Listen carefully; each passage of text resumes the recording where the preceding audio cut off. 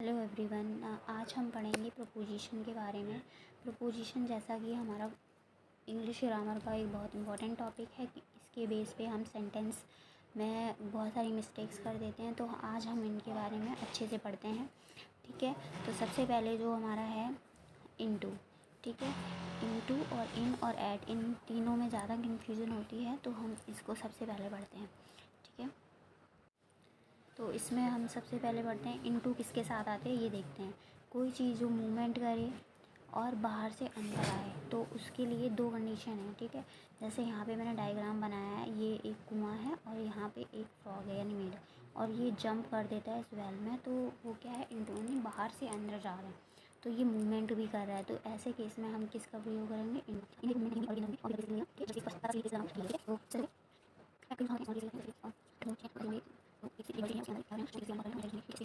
लगाएगा, इन लगाएगा। ठीक है, तो इस तरह से ये क्वेश्चन हम इसी तरह से नेक्स्ट हमारा एंटर।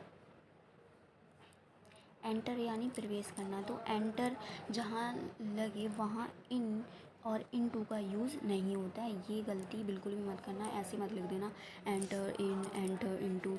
तो एंटर खुद में ही अपने आप में कह रहा है कि कहीं किसी चीज़ में किसी जगह प्रवेश कर रहे हो तो आप।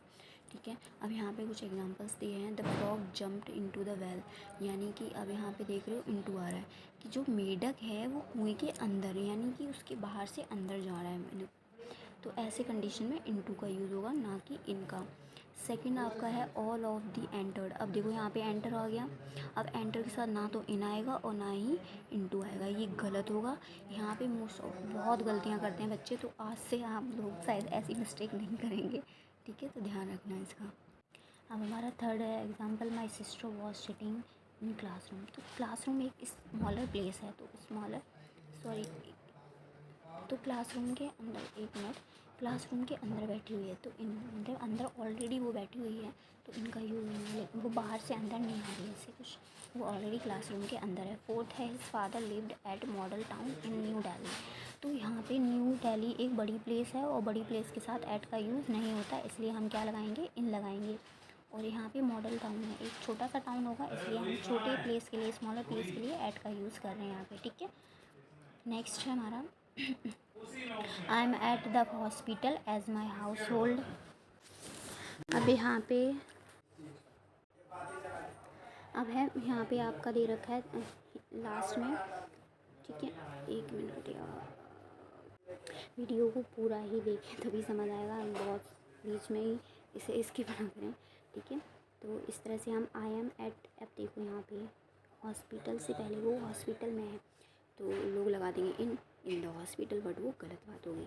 अब यहाँ पे वो उसका पति बीमार है, इसलिए वो हॉस्पिटल में, उसका कोई कोई पर्पस नहीं है, तो जब उसका कोई स्पेसिफिक पर्पस नहीं है तो एट लगाएंगे हम।